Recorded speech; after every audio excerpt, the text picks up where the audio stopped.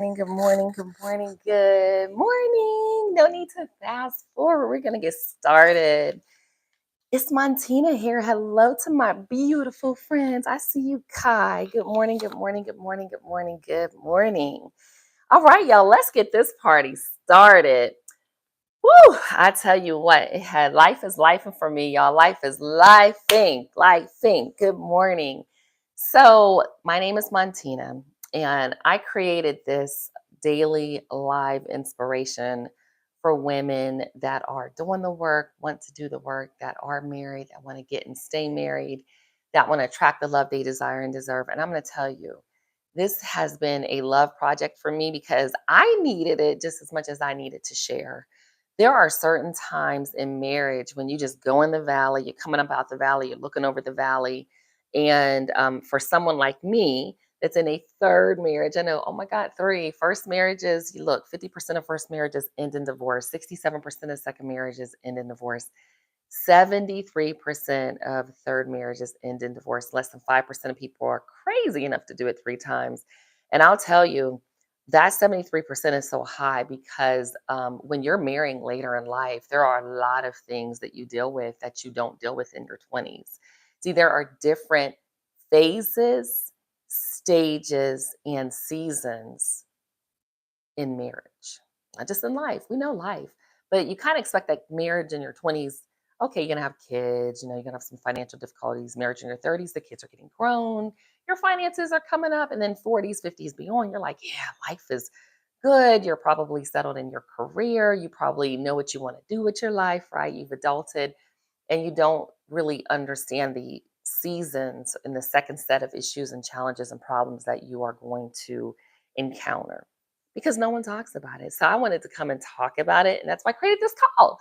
So I created this call for women that want to get and stay married, attract the love they desire and deserve. And literally, it is a daily inspiration of hope and faith and joy that we need to recharge throughout the day. And it's very specific because you don't find a lot of safe spaces on the internet that talk about marriage, that talk about relationships in a positive manner, especially marriages, because it's work. So we typically will go through a devotion, but I like to share some of the things that I encounter from church on Mondays. Happy Monday, happy Monday. And I'll tell you, actually, when I went to church this past Sunday, I'm not going to share from the message as much as I'm going to share about the environment and what I encountered. So I'm the type of person when I go into a space, anywhere, restaurant, if I'm going stepping, if I'm going to the club, if I'm going anywhere, I'm going to speak to people. Hey girl, hey, how you doing? How you doing? So I find that I've started going to a new church. Well, it's been several months now, and I'm not a member, so I'm not really involved as a member. But I'm finding that when I go in, I typically go in like 2 minutes before, grab my seat, and I'm sitting down waiting for the word, or they pray in the songs. And so today I was about 5, 6 minutes early. So there's a woman to my left, a woman to my right, woman in the front, of course, woman in the back. But the church I go to has a lot of men. I've actually never seen this many men in this church. They had a marriage conference. It was well attended. I'm talking about hundreds and hundreds of men, if not thousands. Like it's not predominantly women. But, so I see this sis, I speak, hey sis, hey, hey. So the woman in front of me had a nice dress on. So I said, hey sis, I said, your dress is so pretty and this and that. And she's like, oh, thank you. And I said, are you a member here? Because I could tell she was kind of, and she's like, yeah. So we got to chatting a little bit. And what I found was I said, well, I kind of, every place else I go, I speak and I kind of come in church and it feels a little awkward. And she's like, well, really, you don't know what people are going through, which I understand. She was like, I'm a member here, but I haven't made friends. And I said, you don't have friends? She's like, no, I don't really deal with women, which is what I say here. You need sister friends. And so it made me realize, again, as we have these discussions and we are really growing in our lives, we need sister friends to recharge. Because I said, wow, I have sister friends. She's like, are they friends or are they associates? And then I realized, like, we're taught that so young because, again, we overshare so much with people and trauma bond with them that the relationships go super duper deep, that they deep dive. And so if you don't feel that kind of that energy, you feel like something's wrong, and nothing's wrong. It's just life is life, and you're busy, you have kids, you have grandkids, you have this husband that has crazy tendencies. But it really made me realize that, and to say it to all of us, we need each other. Check on one person a day. It's okay to have sister friends that you brunch with. You don't have to call them, they're my associates. I'm not trying to go deep with you because I have a therapist. Because, sis, I actually can go super duper deep with people with some of the stuff I go through because it's been a challenge. Like I'm not gonna lie, my marriage has been very a lot more challenging than I expected it to be. And because of that, what I look like sitting around you telling me about something, you talking about your something, and we're trauma bonded. And I think that's where we go too deep in relationships and where we're like not sensing friendships. Friendship is, hey, sis, I'm concerned about you. I know you probably have something going on. We all have something going on. I'm praying for you. Friendship is, I love you. Friendship is, you know what? I just want to have lunch with you and just celebrate life with you. Okay. So we don't have to always go super duper, but I just thought I would share that. The word was really, really good. We're going over the book of Nehemiah. If you haven't read it, read it. Watch I like to watch little children's videos about different books in the Bible. You talk about the right people in your life, staying in our lane, having assignments, and I really enjoyed that. But I wanted to share that. So the other things we do with welcome everyone is I have a real agenda. I have a real agenda.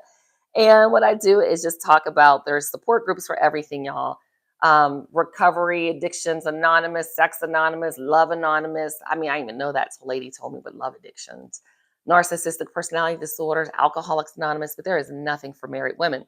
So this is kind of some support here. And also 80% of the time, your marriage is going to be amazing. 20% of the time, you are going to feel like letting go. And y'all know, I actually do think the grass is greener on the other side. So if you decide to jump over the fence into another yard, fine. Just know that you're going to deal with a lot in that other yard too. So you can deal with this in this yard. You can go to another one. Just choose your heart because there's still going to be challenges. And I think that once we just recognize, hey, there's some challenges, but the challenges here might just be overwhelming you and choking the life out of you. And we're going to talk about that a little bit today. So we know power comes from the words. Some of the books that I am reading, I'm actually going back to my Set Boundaries, Find Peace book. Okay, Set Boundaries, Find Peace book. There are some areas of my life where I like, oh, some things are loosey goosey, and also understanding others in that space. His needs, her needs. Y'all know I always like to refer to this book. So this is where power comes from. I thought it was how to fair proof your marriage, but it is building a marriage that lasts. But the first chapter is how to fair proof your marriage. Getting to I do, and then how to improve your marriage without talking about it. Again, books I've had for years, but this is where power comes from, understanding where these words come from, reading, refreshing, recharging. For my single ladies, I'm a single ladies, y'all got to get this stuff right, especially my young ladies. But if you are going in the second or third, marrying over 40, 50 presents an entirely different deck of challenges. It's not even say it's a deck because life is going to life. It is a completely different deck of challenges. I have so many videos on this channel about just choosing right, women I've talked to. And I'm telling you, I talk to a lot of women because I have friends. And I'm going to tell you, 10 out of 10, everybody going through something. And some of the things I'm just like, my mouth is wide open when they tell me some of the stories. I'm like, oh my God. Getting to I do the secret to doing relationships, right? She was married 4 times, I think, when she wrote this book. She was on her 4th marriage.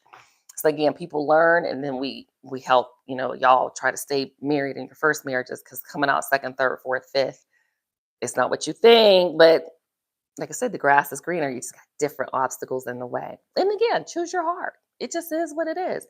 But when you're single, again, my books, Marry Him, The Case for Settling for Good Enough, especially as you get a little bit older, the pool is a lot different. That's why I started doing these videos for women over 40, that were kind of watching the Kevin Samuels, chew the meat, spit out the bones. And you think, like, what's different?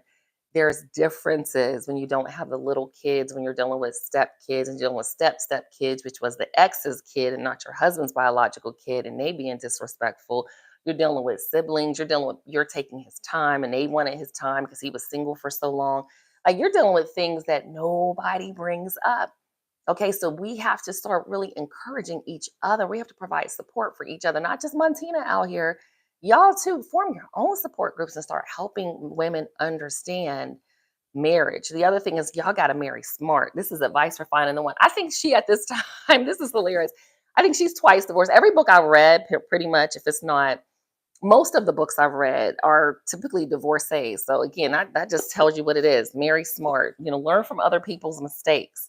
So my thing that I get into is, pray before you say. We have to pray. We need to meditate. And this is for you. Your purpose, the purpose of marriage is to make you the best version of yourself and him as well. So if you're not becoming the best version of yourself, start to reevaluate some things in your life. And today I wanted to bring that to work. I actually went to yoga this morning. I had a yoga at my studio instead of Pilates. And I'm going to cycle at 9:30. But even before I went in, and I was thinking about some things last week at the end, I always keep like notes, like, okay, what am I going to talk about today? So I'll come up with the titles. Sometimes at the end last week, we talked about, everyone dealing with their own set of problems and the traumas and conflict and emotional needs when they're not met, which comes from his need, her needs. And I shared stories. At the end, I wrote in my journal, or for my notebook for this session, I put sometimes things are just hard. It doesn't mean you have to give up. But then today I was thinking about the work. Remember, we talked about what makes marriage so hard? You have to work. When you don't feel like it, you have to work. Work, work, work, work, work. It's like, golly, damn, I'm working and he might not be working, especially for y'all that marry over 40. I'm married these 50 and 6-year-old men. They probably aren't doing any work because they think they have done enough work or they've learned. So you may be doing all this work. And so I put this little acronym so we could just remember these things. Like, I want us to really win, but we're going to talk about some instances when I guess winning just isn't an option. And we'll talk about that. But work, what makes you special? And this isn't about him. This is all about you. I believe we need to focus more on ourselves in these marriages because you will get lost. And I'm telling you, I can tell women that are in miserable marriages, like your energy, it's your energy because you're tired, certain things that just come off. But I tell you what, for women that are doing the work, look, you might be miserable, maybe not. It's really nobody's business. But I could tell you something. You need to make sure you're always at your best because if you decide to go into the other yard, you're going to have some more options. But I want you to be at your best because nobody, and I'm not an advocate for any type of mental abuse, physical abuse, like none of that abuse in a marriage. But what makes you special? I put here, what excites you? That's why I talk about your hobbies make you happy. What makes you special? When I was at my stepping class yesterday, me and a friend, my sister friend, they were talking about it. When you got one thing I like now that I've discovered about Chicago stepping, and I'll tell you about this other class I do, is you're around beautiful women all the time, but you're around pretty women, young women, older women, tall women, skinny women, thick women, everybody. And when you step, especially the senior steppers, I mean senior meaning they've been stepping for a while, they have a certain confidence. I don't care what size they are.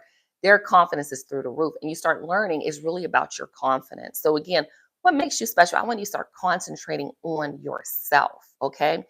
Observe how you feel.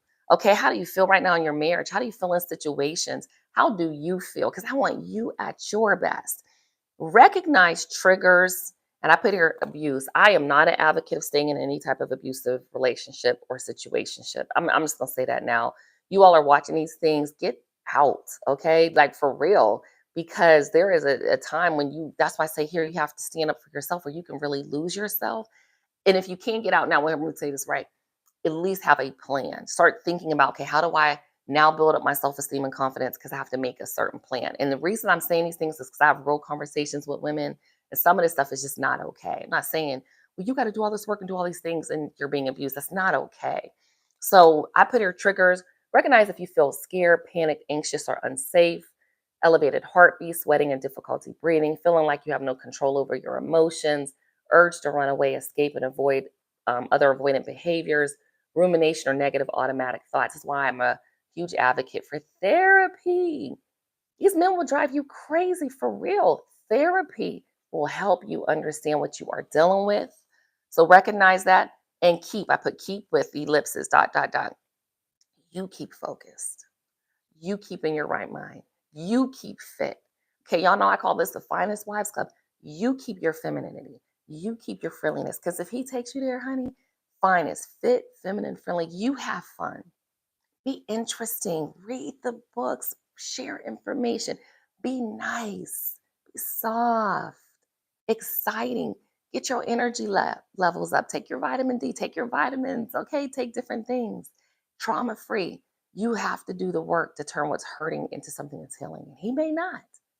That's the thing I'm finding about these men. They don't want to do the work that we do. I talked to somebody. Yeah, she married 20, 30 years. Husband won't go to marriage counseling because we talking about something. And I said, marriage counseling. She's like, does your husband go? And I said, I go. She said, yeah, my husband, he won't go. 30 years. Some people, like I said, they're not dealing with 1 or 2 or 3 years.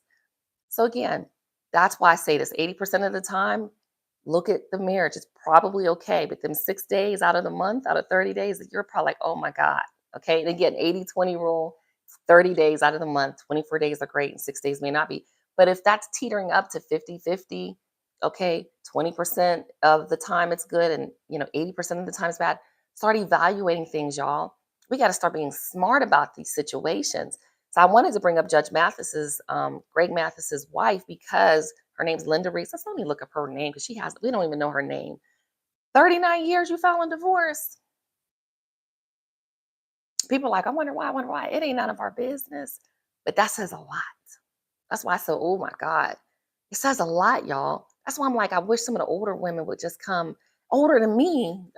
Look, my face so shiny. I did my face last night, but older than me and come and tell us, look, this like really take us, it doesn't have to be live in public. And if you are an older woman in 20-30 year marriage, y'all got to start helping us in these marriages because we keep hearing stick it out, work it out. That's why I say grass is greener. But we need to understand things, y'all. So as you're doing the work, I need you to focus on yourself over here. That's why I say we're doing the work. You can't be doing the work all the time and you literally fighting to love somebody and they're not doing the work. So that's what I'm accepting here today. I'm sharing. Y'all know your hobbies keep you happy. As a woman, you need to be happy. So again, bringing it back to work, what makes you special, what excites you, not him, you. Observe how you feel. I every day check my feelings. I have that little chart I put on the refrigerator. Check my feelings. Recognize some triggers, y'all. Okay, how do you feel? But recognize the triggers and keep, again, whatever it is, you need to keep focused, keep yourself happy, keep yourself, productive, and keep yourself just being, okay? All right. So again, your habits make you hot, your hobbies. I always say this, your hobbies make you happy. Your self-care is important. It feeds you spiritually, mentally, physically, emotionally. This is where I go get my hair done. You can go get your facial. That's why I was talking about my face. At night, I like to do my own little facials and I just take care of myself. Self-maintenance is important. So self-care and self-maintenance is different, but self-maintenance is equally important for you to feel good. You need a sister circle. Okay. I have really, really discovered this older in life. Younger years, I used to trauma bond people, tell all my business. Now, if I share something, it's just because I'm just shit, but I'm not oversharing. Because I have a therapist, I have a marriage counselor, I have a life coach that celebrates life with me. I have a business advisor. So really, if I come into a conversation, it's fun. Like that's why people like to hang out with me now, because it's fun. We're not going on super duper deep. We all got these men all crazy, and I recognize it, but we can talk about like, girl, where you get that lipstick? What you doing with your skin? Where you get your hair done? Where you get them earrings? That's having really friendly unicorn and rainbow conversations. Put on the armor, y'all. Ephesians 6:11. Put it on. Put it on. Put it on. And remember, no weapon formed against you shall prosper. Why? Because the joy of the Lord is your strength. Again, I know you might be in the valley, coming about the valley, looking over the valley. Listen, I get it, but you're going to get through this, sis. You got this. Whatever decision you choose to make, you got to put in the work for yourself, but you got this. So let's go ahead and let me look at the chat. Y'all chatting it up today. All right, y'all chatting it up today. Hey, your pa. I love seeing you. Hey, Kai. Good morning. Good morning. Hey, Nicole. It's so nice to see you. Yes, yes, yes, yes, yes. Yeah. Feminine and masculine energy. I promise you, it really makes a difference. Yes. Yes, yes, yes. All right. Hey, Yvonne. It's good to see you. All right. Building or rebuilding, Kai. I could send you some information on that. That's where you discover your hobbies, your information. We could talk offline about that. All right, y'all. Have a great rest of the day. I gotta hop off myself. And I just love you. I want y'all to win in marriage and win in life. And I'll see you tomorrow. Bye, y'all.